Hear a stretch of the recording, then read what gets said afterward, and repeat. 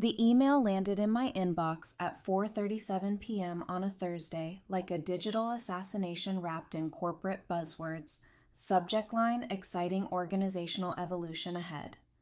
I should have known from the exclamation point that my career was about to get gutted by a consultant with a Harvard MBA and a sociopathic relationship with Excel spreadsheets. The meeting invite followed 30 seconds later, mandatory all hands.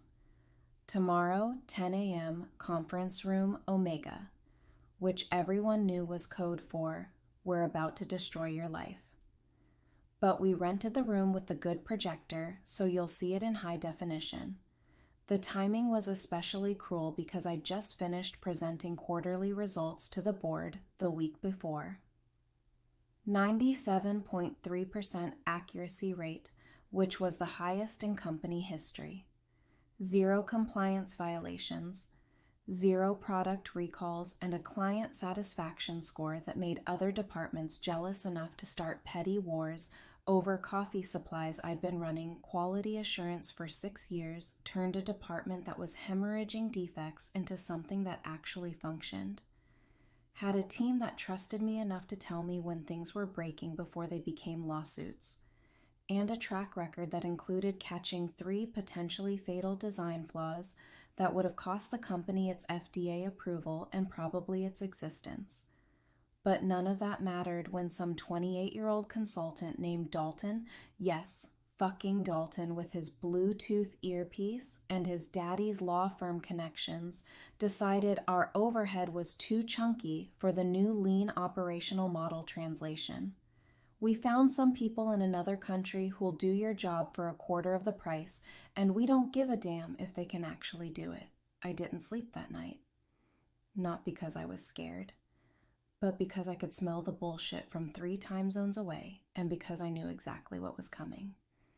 The same PowerPoint template every consultant uses when they want to justify destroying functional departments, to impress executives who think efficiency means firing the people who actually know how to do the work. Walking into that conference room felt like attending my own funeral, except the corpse was still breathing and had to pretend to be excited about the resurrection. The PowerPoint was already loaded. 43 slides of corporate poetry about global efficiency and competitive advantages. I counted because counting kept me from imagining Dalton's face meeting my coffee mug. At terminal velocity slide 17 was my personal favorite, the one showing cost projections with colorful charts that somehow made destroying people's livelihoods look like a Christmas present for shareholders. Our CEO, Patricia Vance, stood at the front looking like she'd practiced this speech in the mirror while her conscience died slowly in the background. She wore that particular shade of executive beige that says, I make difficult decisions for the greater good while never having to live with the consequences of those decisions. Effective immediately, she announced, we'll be transitioning our quality assurance operations to our new strategic partner, Velocity Solutions, a world-class organization based in somewhere I'd never heard of with credentials I couldn't verify, and a track record that probably existed only in Dalton's fever dreams. I watched my team's faces crumble one by one. Janet, who'd been with the company for 12 years, started crying quietly in the back row. Kevin, our lead tester, looked like he was calculating how many months his mortgage payments would last. And Lisa, our compliance specialist, just stared at the ceiling like she was praying for a meteor. The transition period would be 8 weeks. They said, generous severance packages, training the new team, ensuring seamless handover, all the corporate comfort food they serve when they're about to shove a knife between your shoulder blades. But here's what really pissed me off. Not the firing. Not even the bullshit about cost savings. It was the condescending way Dalton explained how our replacements would be better, faster, more innovative. Like we'd been sitting around for 6 years picking our noses instead of preventing their products from killing people. Literally killing people because we did medical device testing, and one bad batch meant lawsuits that could sink the company. But sure, Let's save some money. Hey, if you're nodding along thinking, yeah, I've been there too, then smash that subscribe button because 97% of viewers don't subscribe. And honestly, that's more depressing than my severance package. Help me hit 10K subscribers so I can afford therapy after this corporate bloodbath. The handover meeting started the next week. Video calls with our replacements at Velocity Solutions who seemed enthusiastic enough. If you ignored the fact that half of them couldn't pronounce the names of the devices we tested, and the other half kept asking questions that made me wonder if they'd ever seen a medical device outside of a stock photo. Their project manager Priya seemed competent, spoke excellent English, understood the basics, but basics don't cut it when you're testing implantable cardiac monitors or insulin pumps that keep people alive every single day. I spent 2 weeks walking them through our protocols, our documentation systems, our vendor relationships, the regulatory requirements that could shut down production if violated the FDA compliance procedures that weren't suggestions but federal law. The batch testing protocols that existed because one mistake could kill someone, and the quality control standards that had taken me years to implement and refine, I made detailed handbooks, recorded training videos, created step-by-step guides with screenshots and flowcharts, because despite wanting to watch this company burn, I couldn't let people die because some consultant thought quality assurance was just checking boxes on a form instead of the last line of defense between defective products and human casualties. But every day, I watched the Velocity team nod along like they understood while asking follow-up questions that proved they absolutely fucking didn't understand why we needed redundant testing. Why every component required individual certification, why we couldn't just spot check random samples and call it good. Why do you test each batch 3 times? Why not just test a sample? Why do you need FDA certification for every component update? Why can't we just use the same approval for similar products? Each question was like listening to someone ask why you need a parachute when jumping out of a plane, technically optional until you hit the ground and become a cautionary tale. The real breaking point came during week 6 when Priya asked if they could streamline the testing process by combining multiple device types in single test runs to improve efficiency. I stared at the screen so long she asked if my video had frozen. You want to test pacemakers and insulin pumps in the same batch? I said slowly. Yes, she replied. To optimize resource allocation? I felt something inside me snap. Not just anger, but a crystalline moment of clarity where I realized these people were going to get someone killed. And when they did, the lawsuits would trace back to documentation. I'd helped create training. I'd provided systems, I'd handed over clean and functional. My name would be buried somewhere in the liability chain. Not as the person who warned them, but as the person who enabled them. That night I called my contact at the FDA, not to rat anyone out, but to ask a hypothetical question about documentation requirements. During vendor transitions, what happens if a company changes QA providers mid-certification cycle? Well, she said, depends on the transition documentation. If the new provider isn't properly certified or doesn't maintain the same standards, the entire product line could lose approval. Pending reevaluation. How long does reevaluation take? Months? Sometimes years, depending on the complexity. And if there are any red flags in the transition documentation, red flags like what? Like evidence that proper protocols weren't followed, training wasn't completed, or the new provider wasn't qualified to maintain the same standards, that conversation gave me an idea.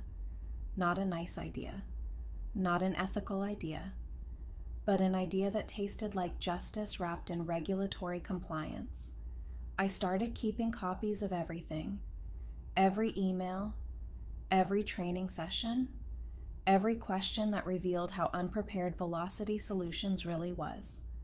I documented every corner they wanted to cut, every protocol they wanted to skip, every time they asked why something was necessary instead of how to do it properly. I wasn't planning sabotage, I was planning documentation. The kind of thorough record keeping that would make any regulatory audit a very interesting experience. My last day was a Tuesday. They threw me a pizza party in the break room because nothing says we value your contributions like $5 worth of pepperoni and a sheet cake from the grocery store bakery section with my name spelled wrong in blue frosting. Dalton gave a speech about how my knowledge would live on through the excellent transition documentation I'd provided and how Velocity Solutions was excited to build on the foundation I'd laid.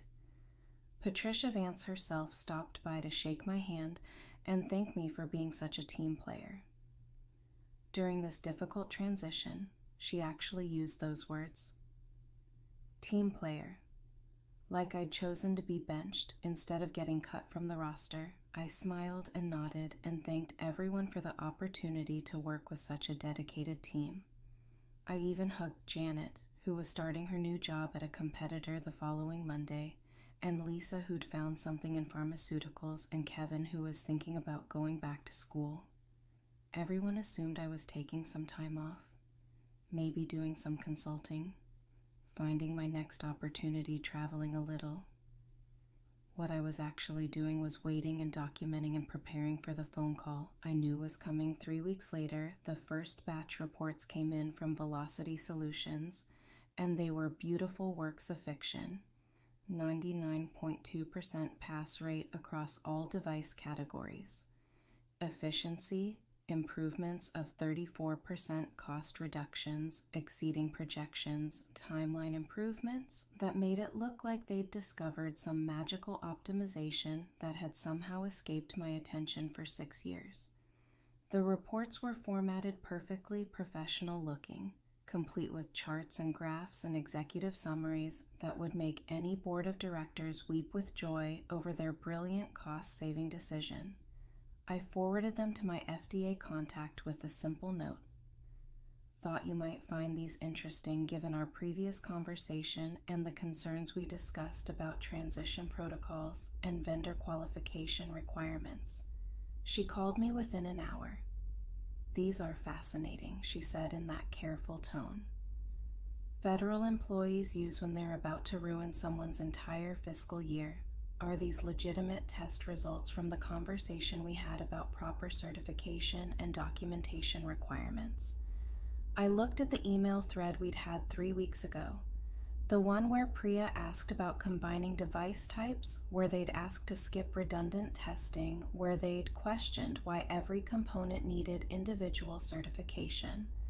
I have concerns about the methodology, I said carefully.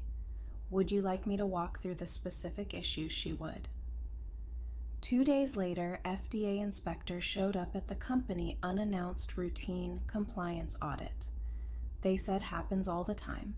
Nothing to worry about except it wasn't routine, and there was definitely something to worry about because when they asked to see the detailed testing protocols, Velocity Solutions couldn't produce them when they asked for batch-specific documentation. The files were incomplete when they asked about the team's certification credentials. It turned out half the staff wasn't qualified to test medical devices in the U.S. market. The audit lasted 4 days by day. 3 production was halted by day 4, the entire product line was under regulatory review, and Patricia Vance was in emergency meetings with legal trying to figure out how a routine audit had turned into a compliance nightmare that was threatening to shut down the company's primary revenue stream.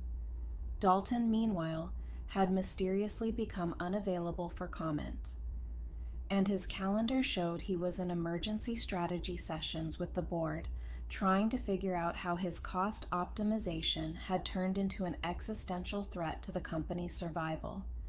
The local news picked it up first. Small story about a medical device company facing FDA scrutiny. Then the industry publications got hold of it. Medical Device Daily ran a front-page story about regulatory failures in outsourced quality control. Then the lawyers started circling like sharks who'd smelled blood in the water from 3 states away. Personal injury attorneys who specialized in medical device litigation began reaching out to patients who'd received devices from the affected product lines, and the company's legal department went from handling routine contract disputes to preparing for potentially hundreds of product liability lawsuits. I watched it unfold from my apartment with a cup of coffee and a front row seat to corporate justice. The stock price dropped 23% in 2 days. The board called an emergency meeting.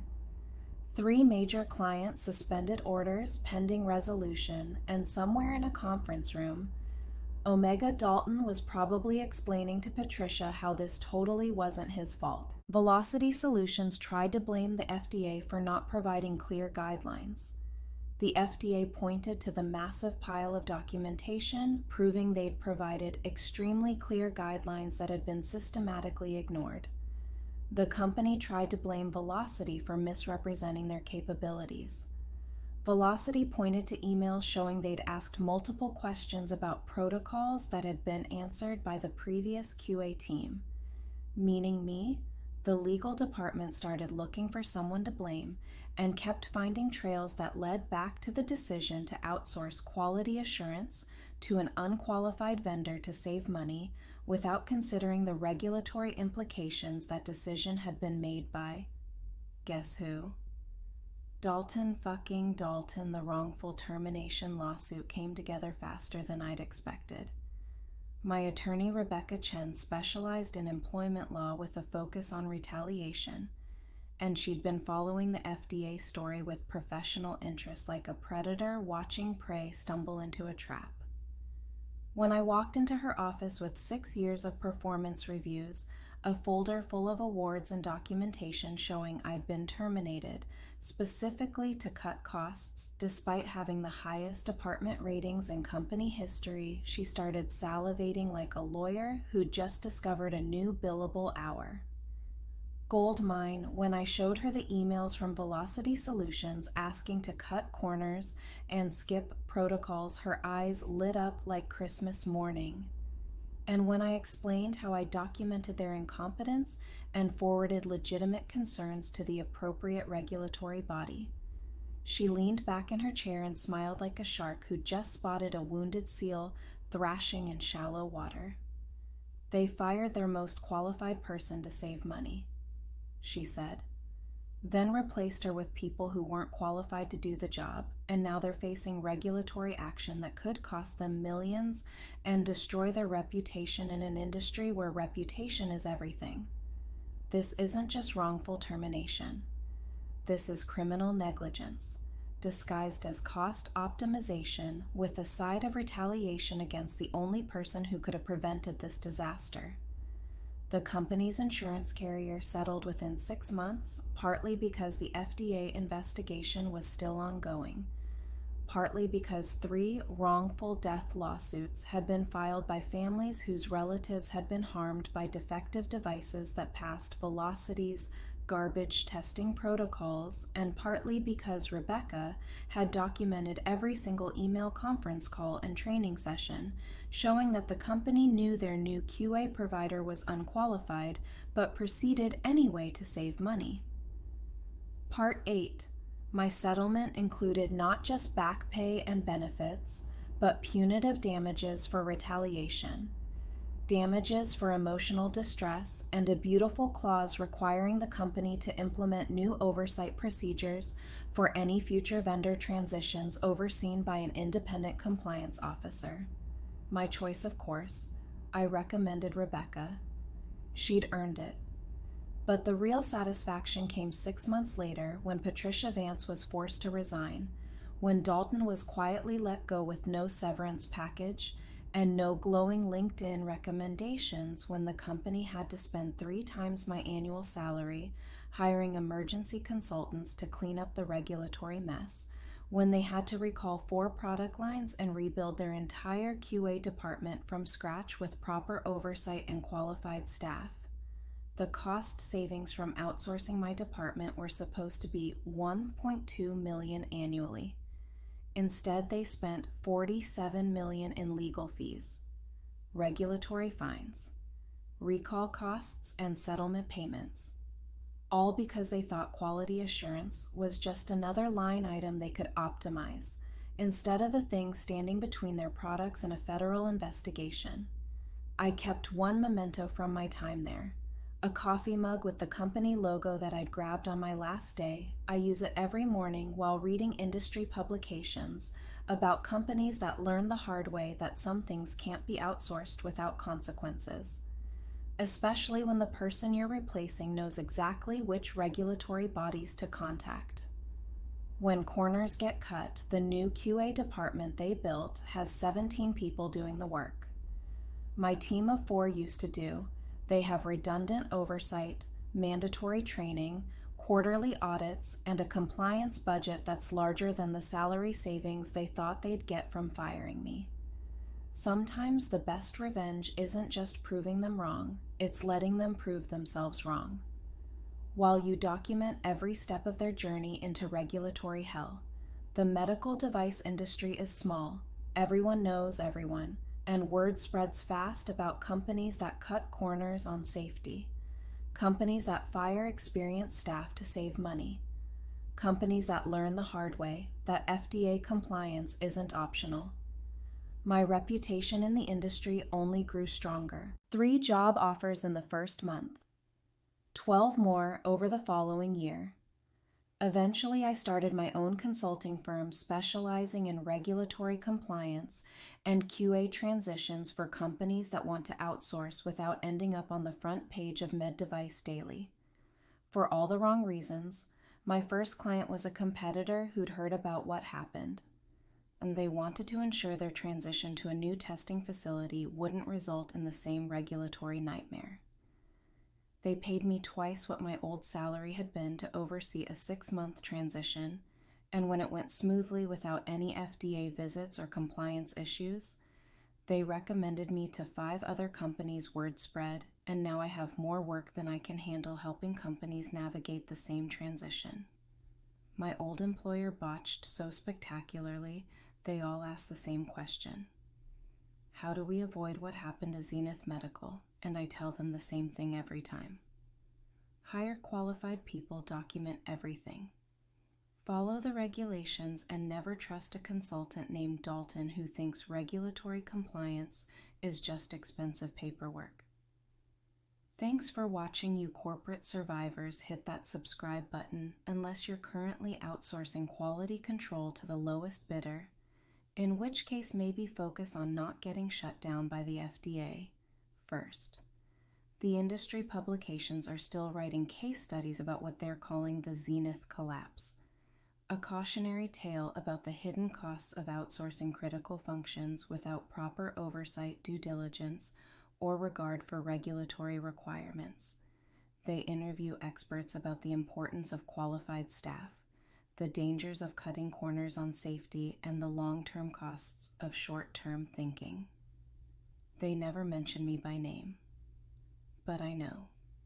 And more importantly, Patricia Vance knows, and Dalton knows wherever he's working now, probably selling insurance or managing a Starbucks somewhere.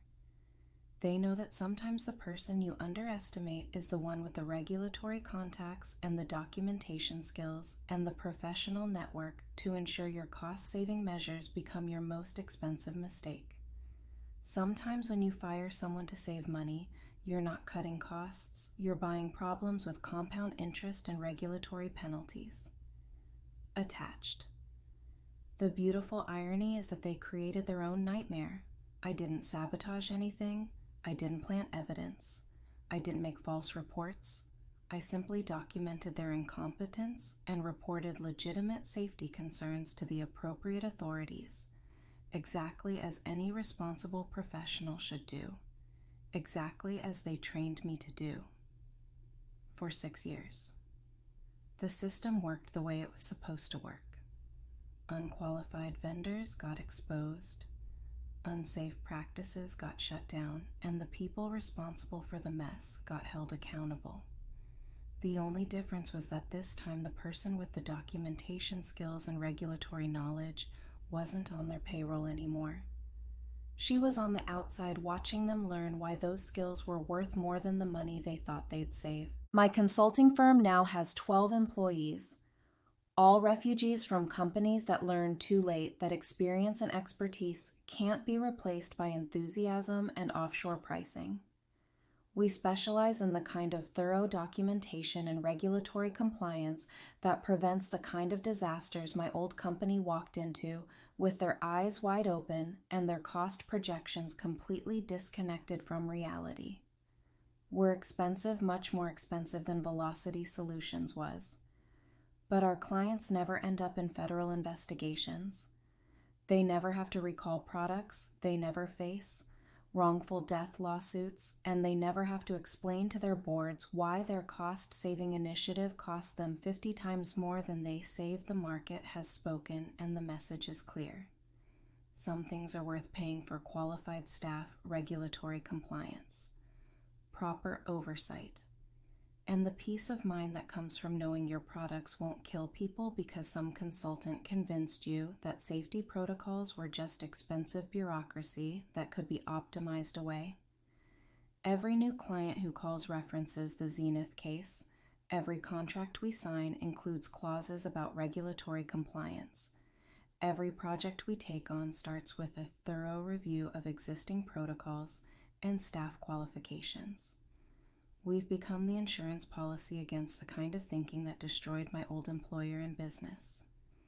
Is very, very good. The moral of this story isn't that outsourcing is always bad or that consultants are always wrong. It's that when you fire experienced people to save money, you better make sure you're not firing the only people who know how to keep you out of federal prison, because regulatory compliance isn't just a line item on a budget. It's the thing that stands between your company and a very expensive, very public, very career-ending discovery. That cutting corners on safety is the kind of optimization that optimizes you right out of business and sometimes out of freedom. My old company learned that lesson the hard way.